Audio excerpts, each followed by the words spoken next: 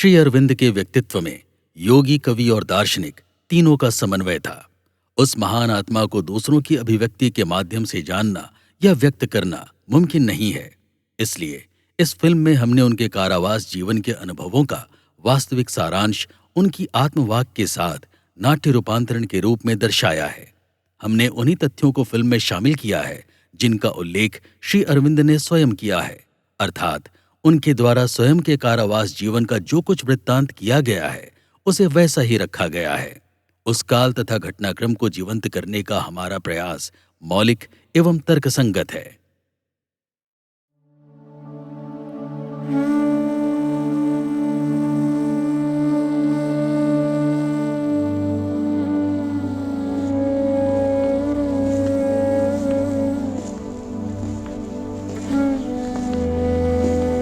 जब मैं अज्ञान में सोया पड़ा था तो मैं एक ऐसे ध्यान कक्ष में पहुंचा जो साधु संतों से भरा था।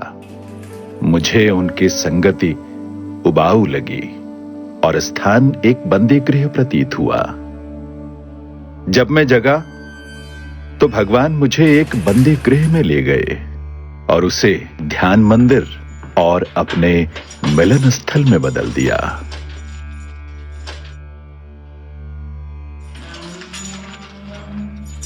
कंबल, थाली, कटोरी रखकर जेलर के चले जाने पर मैं जेल का दृश्य देखने लगा। लाल बाजार की हवालात की अपेक्षा यह निर्जन कारावास अधिक अच्छा लगा। वहां उस विशाल कमरे का अकेलापन और भी गहरा था। यहां छोटे से कमरे की दीवारें मानो बंध रूप में पासा ब्रह्ममय हो आलिंगन में भर लेने को तैयार थीं। 9 फीट लंबा और 5-6 फीट चौड़ा, इसमें कोई खिड़की नहीं। सामने लोहे का एक बड़ा सा दरवाजा। ये पिंजरा ही बना मेरा बसेरा। कमरे के बाहर था एक छोटा सा पथरीला आंगन और ईंट की ऊंची दीवार। सामने था लकड़ी का दरवाजा जो अक्सर खुला रहता था। ऐसे 6 कमरे पास पास थे। इन्हें कहा जाता था 6 डिक्री। डिक्री का मतलब है विशेष दंड का कमरा।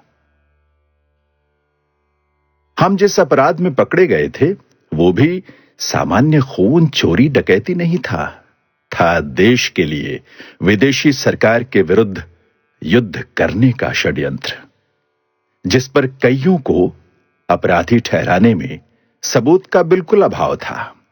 पुलिस का संदेह ही था उनके पकड़े जाने का एकमात्र कारण। मैं वंदे मातरम के दफ्तर में बैठा था, तभी मुजफ्फरपुर का एक टेलीग्राम मिला। पढ़कर मालूम हुआ कि मुजफ्फरपुर में बम फटा है जिसमें 2 मेमों की मृत्यु हो गई है। उसी दिन के अंग्रेजी अखबार एम्पायर में यह भी पढ़ा कि पुलिस कमिश्नर ने कहा है, हम जानते हैं इस हत्याकांड में किन किन का हाथ है और वे जल्द ही गिरफ्तार किए जाएंगे। तब मैं ये नहीं जानता था कि मैं ही था इस संदेह का मुख्य निशाना। पुलिस की नजर में प्रधान हत्यारा, युवक दल का मंत्रदाता और नेता। यहां मुझमें और देश के साधारण अशिक्षित लोगों में कुछ भेद नहीं रखा गया, ये देख थोड़ा खुश हुआ।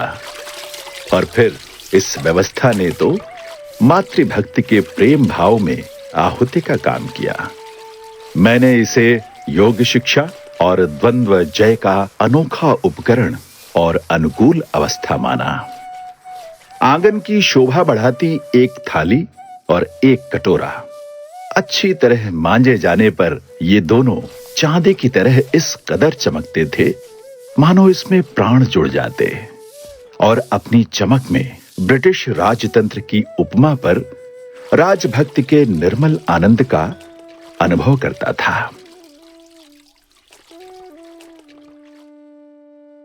थाली उस आनंद में इतनी उत्फुल्ल हो उठती थी कि उंगली का जरा सा जोर पड़ते ही वो घुमक्कड़ अरब दरवेशों की तरह चक्कर काटने लगती। ऐसे में एक हाथ से खाना और एक हाथ से थाली पकड़े रहने के सिवा कोई दूसरा चारा न रहता। थाली की अपेक्षा कटोरा था और भी अधिक प्रिय और उपकारी, मानो जीता जागता ब्रिटिश सिविलियन। कटोरे की जात नहीं, विचार नहीं, उसी कटोरे से पानी ले शौच किया, उसी कटोरे से मुंह धोया, स्नान किया। कुछ देर बाद उसी में भोजन करना पड़ा। उसी कटोरे में दाल या तरकारी डाली गई, उसी कटोरे से पानी पिया और कुल्ला किया। ऐसी वस्तु जिसका उपयोग विभिन्न कार्यों में किया जा सके, वो केवल अंग्रेजों की जेल में ही मिलनी संभव है। कटोरा मेरे लिए ये सब सांसारिक उपकार कर योग साधना में भी सहायक बना। घृणा परित्याग कराने का ऐसा सहायक और उपदेशक कहां पाऊंगा? निर्जन कारावास विशेष दंड में गिना जाता है और उस दंड का मूल सिद्धांत है जितना संभव हो मनुष्य संसर्ग और खुले आकाश से दूर रखना। बाहर शौच की व्यवस्था करने से तो यह सिद्धांत भंग होता, अतः कोठरी में ही तारकोल पुती टोकरी दी जाती थी। सवेरे शाम मेहतर साफ कर जाता था, किंतु असमय पाखाना जाने से घंटों दुर्गंध भोग कर प्रायश्चित करना पड़ता था। नहाने की व्यवस्था से पीने के पानी की व्यवस्था और भी निराली थी। तपती गर्मी में प्यास बुझाने का उपाय था टीन की बाल्टी का गर्म पानी। ऊपर से मेरे छोटे से कमरे में हवा का प्रवेश लगभग निषिद्ध था। कमरा जलती भट्ठी सा हो उठता था। इस भट्ठी में पशुओं की तरह पिंजरे में रख पशुओं जैसा दाना पानी, धूप, वर्षा व ठंड सहन कराने से मेरे मन में तब विरक्ति की भावना नहीं जगी। गर्मी के कारण जब बिस्तर पर रहा नहीं जाता, तब जमीन पर लौट जाता था। माता वसुंधरा की शीतल गोद के स्पर्श का क्या सुख है, ये तभी जाना।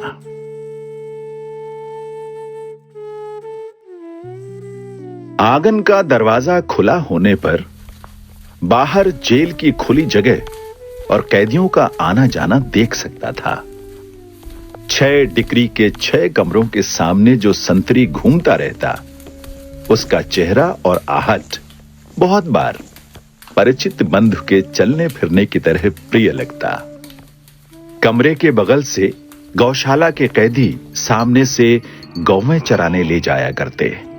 गौवें और गोपाल थे प्रतिदिन के प्रिय दृश्य। इस निर्जन कारावास में अद्भुत प्रेम की शिक्षा पाई। यहां आने से पहले मनुष्यों के साथ मेरा व्यक्तिगत लगाव काफी सीमित था और पशु पक्षियों से तो बिल्कुल ही नहीं।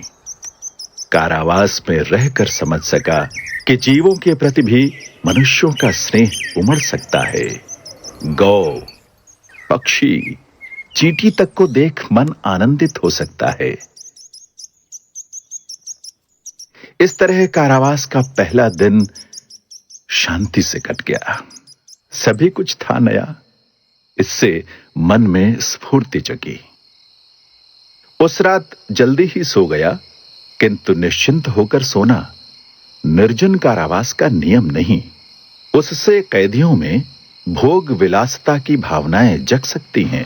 इसलिए जितनी बार पहरा बदलता, उतनी बार कैदी को हांक मारकर उठाया जाता था। अगले दिन सवेरे 4:15 बजे जेल की घंटी बजी। कैदियों को जगाने के लिए यह पहली घंटी थी। कुछ मिनट बाद दूसरी बजती। इसके बाद कैदी कतार में बाहर आ, हाथ मुंह धो, लपसी खा दिन भर की मशक्कत में लग जाते। लपसी अर्थात मांड सहित उबला भात, इसे केवल भूख से सताए जाने पर ही खाया जा सकता है। उस दिन मुझसे खाया नहीं गया, केवल एक नजर देख लिया। दोपहर को भोजन परोसा जाता था। इंसान का खाना इतना बेस्वाद और बेतुका हो सकता है, ये पहले नहीं जानता था। साग की ये मलिन गाढ़ी कृष्ण मूर्ति देखकर ही डर गया। शाम का खाना होता 5-5:30 बजे। उसके बाद दरवाजा खुलना मना था। भगवत भक्त शांत रात्रि की गोद में ईश्वर के साथ होने का अनुभव कर प्रार्थना या ध्यान में जुट जाते। रात को इन अभागे पतित प्राणियों का ये अलीपुर जेल घोर शांति में डूब जाता।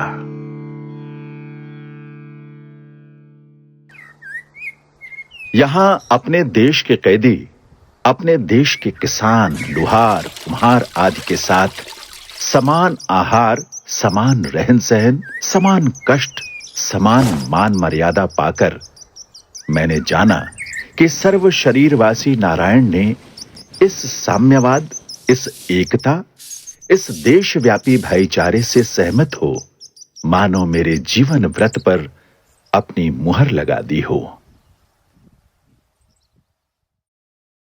इस निर्जन कारावास में समय बिताने के लिए पुस्तक या दूसरी कोई वस्तु के बिना कुछ दिन रहना पड़ा। बाद में जेल सुपरिंटेंडेंट इमर्सन साहब की अनुमति से मैंने कर्मचारियों से कलम, दवात और चिट्ठी के लिए जेल के छपे कागज मंगवा अपने पूजनीय मौसा संजीवनी के सुप्रसिद्ध संपादक को धोती, कुर्ता और पढ़ने की किताबों में गीता और उपनिषद भेजने का अनुरोध किया। इन 2 पुस्तकों को मुझ तक पहुंचने में 2-4 दिन लगे। तब तक निर्जन कारावास का महत्व समझने का भरपूर अवसर मिला। यह भी जाना कि ऐसे कारावास में अडिग और तेज बुद्धि भी नाश हो सकती है और इंसान पागल तक हो सकता है। किंतु इसी अवस्था में भगवान की असीम कृपा और उनके समीप होने का कितना दुर्लभ अवसर है, ये भी तभी जाना।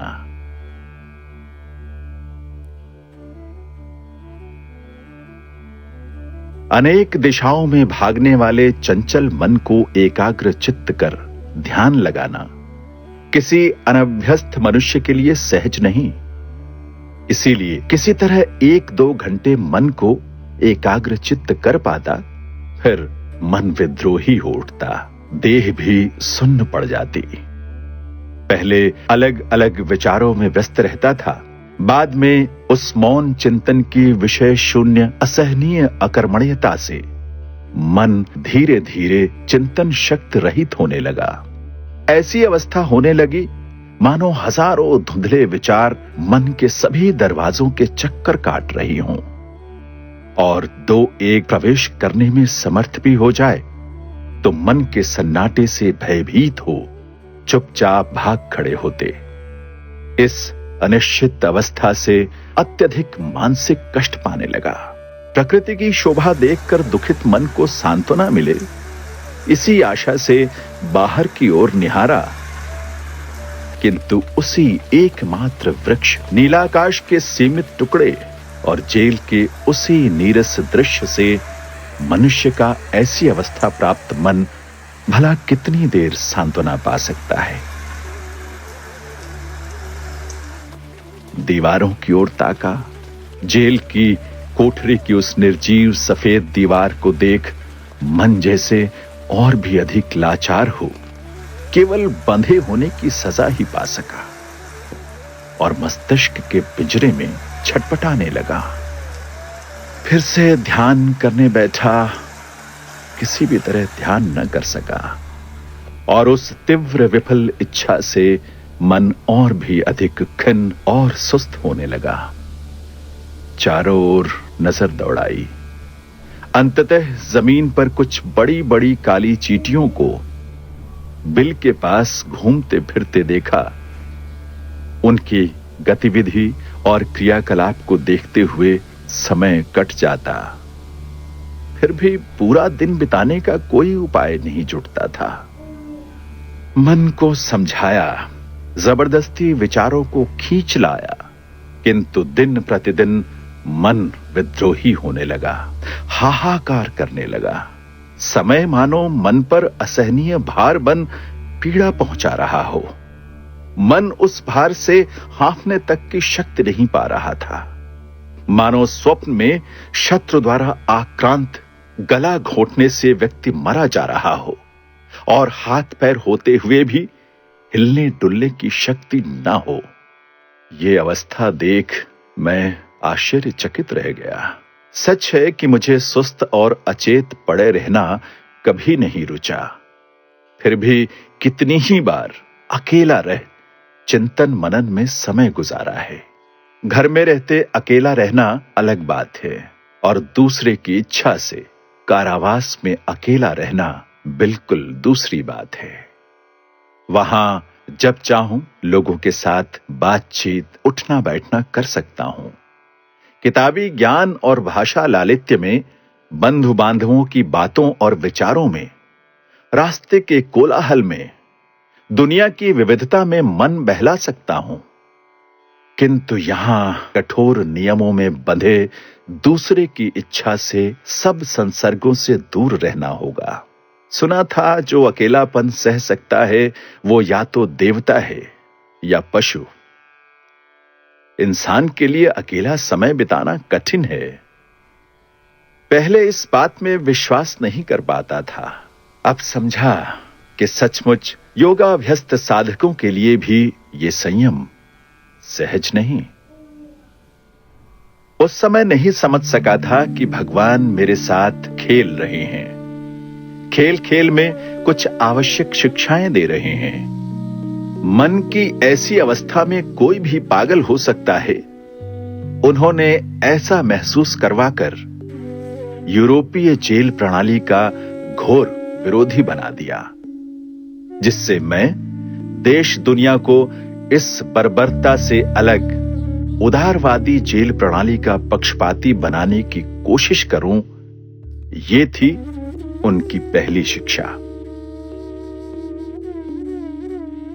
भगवान की दूसरी योजना थी मेरे मन की इस दुर्बलता को हमेशा के लिए नष्ट करना।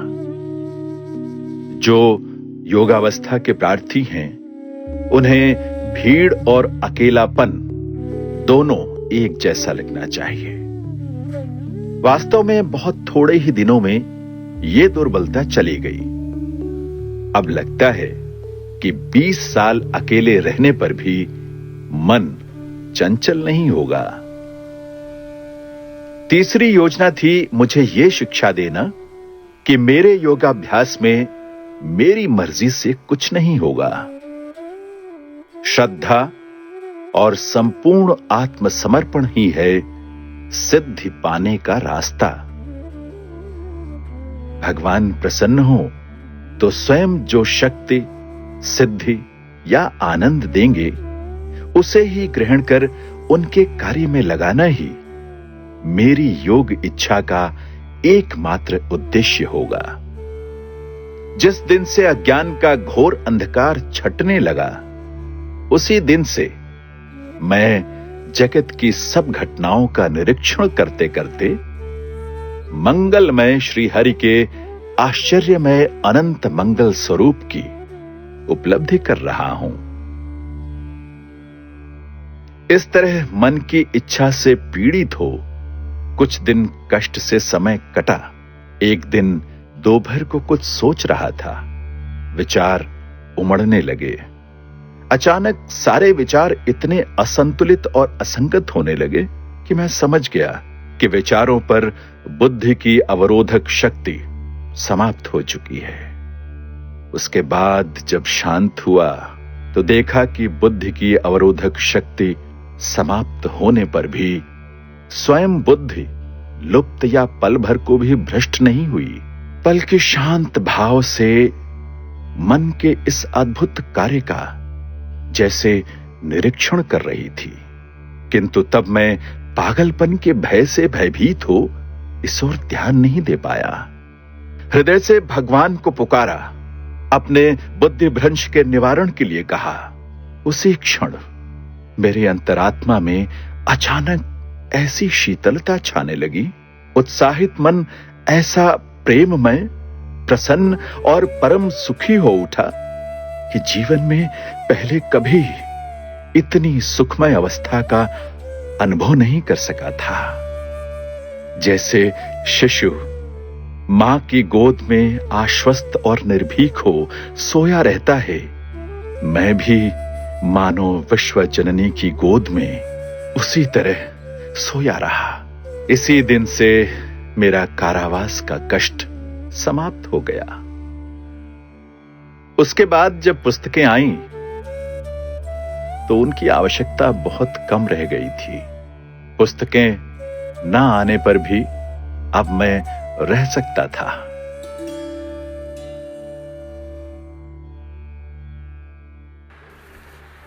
अक्सर पुलिस तरह तरह के सबूत गवाह लाकर तमाशा करती। हम सबको शिनाख्त के लिए लंबी कतार में खड़ा किया जाता। गिरफ्तारी के बाद पहली बार शिनाख्त की ऐसी एक परेड में मैं अपने भाई बारिंद्र को देख पाया, किंतु तब उसके साथ कोई बातचीत नहीं हुई। जिस दिन से मुझे सवेरे शाम डिक्री के आगे खुली जगह में घूमने की अनुमति मिली, मेरे स्वाधीन राज्य की दो सीमाएं बन गईं। एक ओर जेल का कारखाना, दूसरी ओर गौशाला। इन दो सीमाओं के बीच घूमते घूमते या तो उपनिषद के भावपूर्ण अक्षय शक्तिदायक मंत्रों को दोहराया करता, या फिर कैदियों का क्रियाकलाप और गतिविधि देख सर्व घट में नारायण है इस मूल सत्य को जानने की कोशिश करता। वृक्ष, गृह, प्राचीर, मनुष्य, पशु पक्षी, धातु मिट्टी यानी सर्वभूतों में सर्वम खलविदम ब्रह्म मंत्र का मन ही मन उच्चारण कर इस उपलब्धि को स्थापित करता। ये करते करते ऐसा भाव हो जाता कि कारागार अब कारागार जैसा ना लगता। वो उच्च प्राचीर, वो लौह कपाट, वो सफेद दीवार, वो सूर्य की किरणें, सुंदर वृक्ष, वो छोटा मोटा सामान मानो अब अचेतन नहीं रहा, सजीव हो उठा। ऐसा लगता कि वे मुझसे स्नेह करते हैं, मुझे गले लगाना चाहते हैं।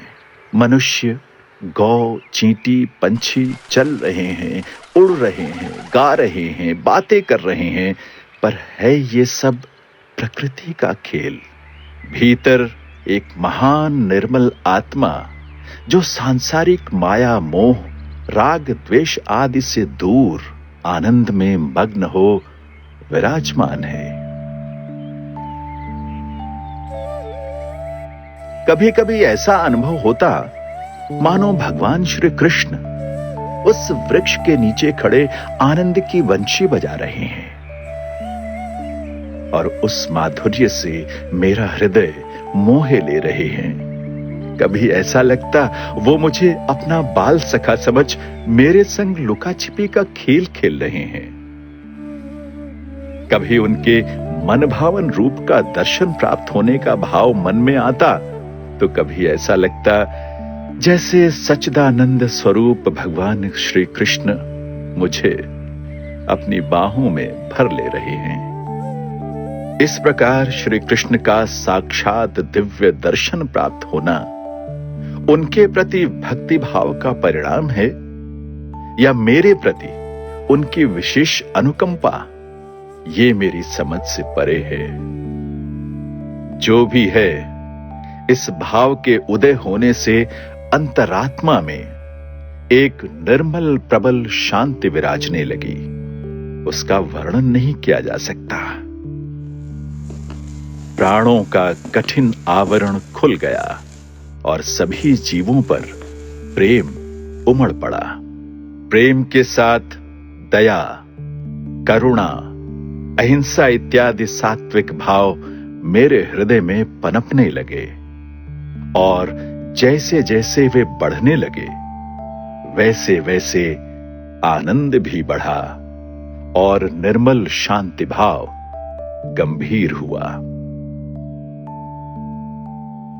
मुकदमे की चिंता पहले ही दूर हो गई थी। अब उससे उल्टा विचार मन में आने लगा। भगवान मंगलमय हैं, मेरे मंगल के लिए ही मुझे कारागृह में लाए हैं। कारा मुक्ति और अभियोग खंडन अवश्य ही होगा, ये दृढ़ विश्वास जम गया। इसी बीच मजिस्ट्रेट की अदालत में मुकदमा शुरू हुआ। निर्जन कारागृह में समय काटना जितना सहज और सुखकर लगने लगा, उतना इस मुकदमे के जीवन मरण वाले खेल के बीच समय काटना आसान नहीं रहा। अदालत का समय केवल उबाऊ ही महसूस होता था। 4:30 बजे कैदियों की गाड़ी में बैठ खुशी खुशी जेल लौट आता। हम अदालत में किताब, रोटी, चीनी जो इच्छा हो बेहिचक ले जाते। पहले पहल छिपाकर, बाद में खुलेआम। मुकदमे का स्वरूप कुछ विचित्र था। मजिस्ट्रेट, सलाहकार, गवाह, सबूत, कैदी सभी कमाल के थे। हर बार उन्हीं गवाहों और सबूतों को पेश करना, वही सलाहकार का नाटकीय अभिनय, वही मजिस्ट्रेट की बच्चों जैसी चंचलता, वही कैदियों का निराला स्वभाव देख लगता था कि हम ब्रिटिश न्यायालय में नहीं, किसी काल्पनिक लोक में बैठे हैं। इधर कारागार में हर कोई नरेंद्रनाथ गोस्वामी की साजिश जान चुका था कि वो हम जैसे अभियोगियों के खिलाफ झूठी गवाही तैयार करने में पुलिस की मदद कर रहा है। मगर गोस्वामी यानी गोसाई ये समझ रहे थे कि किसी को कुछ नहीं पता। किंतु कुछ दिन बाद ये हुक्म हुआ कि अब हमें और निर्जन कारावास में न रख, एक साथ रखा जाएगा। तब उस नए इंतजाम से परस्पर मेल जोल के बीच एक दिन एक लड़कों के साथ गोसाई का झगड़ा हुआ। फिर गोसाई समझ गए कि उनकी साजिश का सबको पता चल चुका है। साथ ही पुलिस ने गोसाई को सबके बीच में रख षड्यंत्र की गुप्त बातें निकलवाने के लिए ये उपाय किया है। एक साथ रहने से सभी खुश हुए, पर मैं नहीं, क्योंकि उस समय मैं लोगों से मिलना जुलना नहीं चाहता था। तब मेरी साधना खूब जोरों से चल रही थी। समता, निष्कामता और शांति का कुछ कुछ स्वाद पाया था, किंतु तब तक ये भाव दृढ़ नहीं हुआ था। लोगों के साथ मिलने से दूसरों की सोच विचार का असर मेरे अपरिपक्व चिंतन पर पड़ते ही इस नए भाव का नाश हो सकता था, और ऐसा ही हुआ। उस समय नहीं जानता था कि मेरी साधना की पूर्णता के लिए विपरीत भाव आना आवश्यक है। इसीलिए अंतर्यामी ने मुझे मेरी प्रिय निर्जनता से वंचित कर असाधारण रजोगुण के बहाव में बहा दिया। ये नया स्थान एक बड़ा कमरा था जो एक बड़े बरामदे में खुलता था। मैं उस कमरे के एक कोने में रहा करता था।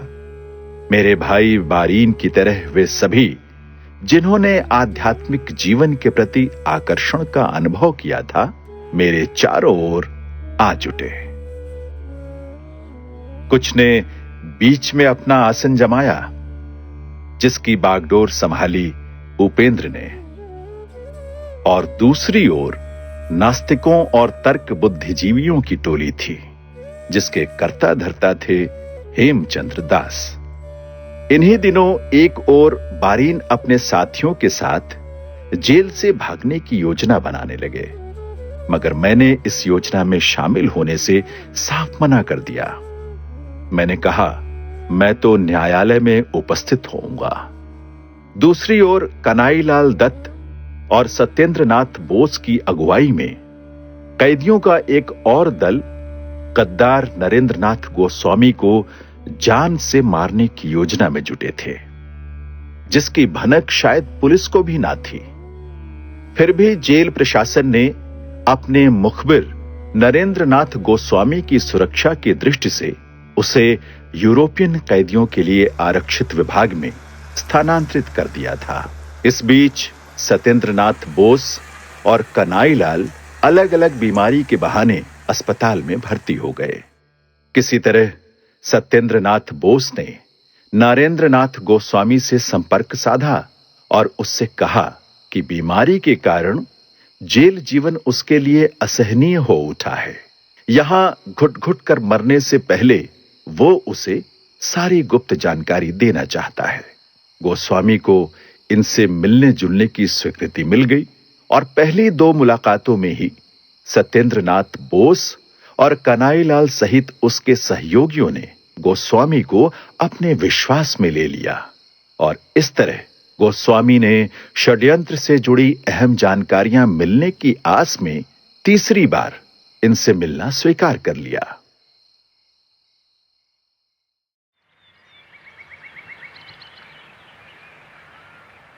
इकतीस अगस्त को वो हमेशा की तरह अपने अंग्रेज अंगरक्षक के साथ अस्पताल में पहुंचा। सत्येंद्रनाथ बोस चुपचाप उसे गुप्त जानकारी बताने के बहाने एक ओर ले गए। कन्हैयालाल ने भी वहां तक पहुंचने में देर नहीं की। अचानक से दोनों ने रिवॉल्वर निकालकर गोस्वामी को मारने की कोशिश की।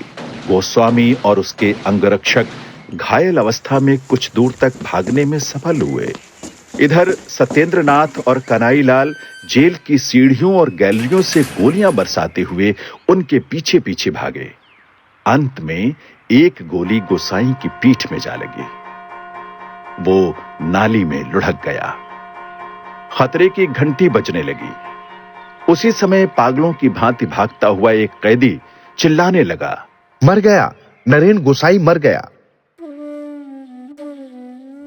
इस प्रकार अभियोग लगाने वालों को अपने मुखबिर से हाथ धोना पड़ा।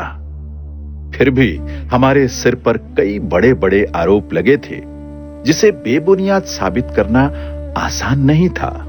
जज चार्ल्स ऑर्टन बीचक्राफ्ट मुझे बहुत पहले से जानते थे।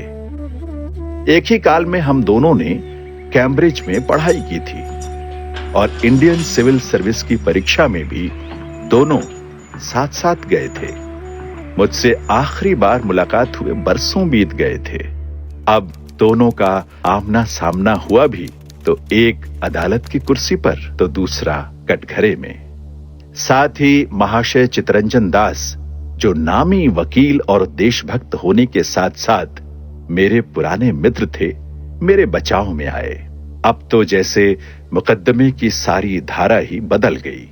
सरकारी अभियोक्ता द्वारा जुटाए गए सभी प्रमाणों को परखा गया। झूठे आरोपों के सभी तर्कों का खंडन किया गया। सरकारी वकील नॉर्टन साहब के काल्पनिक ढांचे ढह गए। यदि नॉर्टन साहब के हाथ कानून से बंधे नहीं होते तो उनकी जेब में बड़ा पिस्तौल हमारी जान तक ले लेती। पता नहीं भरी अदालत में पिस्तौल लेकर आना उनकी आत्मसुरक्षा के लिए आवश्यक था या कुछ और, ये तो हमें पता नहीं।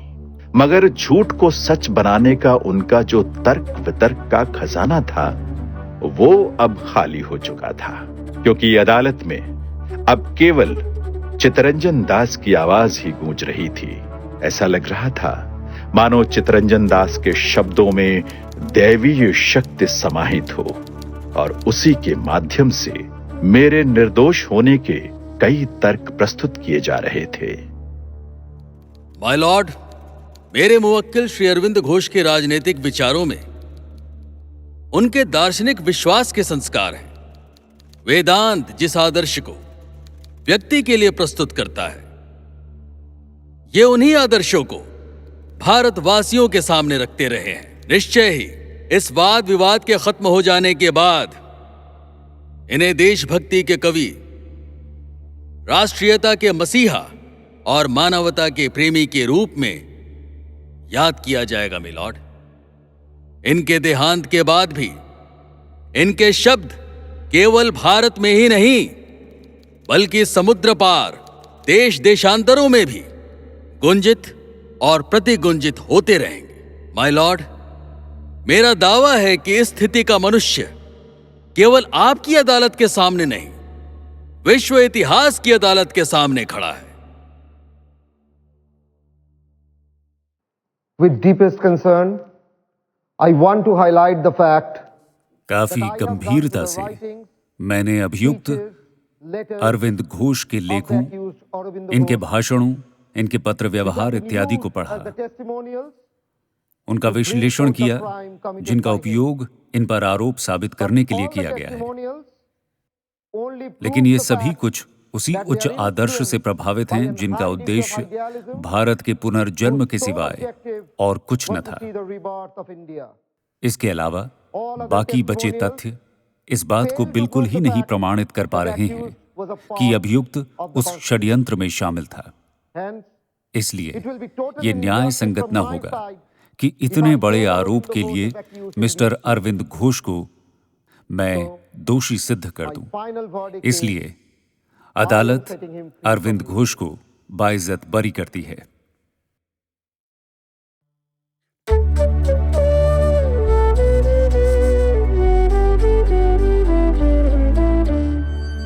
कारावास जीवन के पूरे 1 वर्ष बाद मैं हमेशा के लिए बाहर निकला। अब मुझे एक अलग तरह की क्रांति में जुटना था।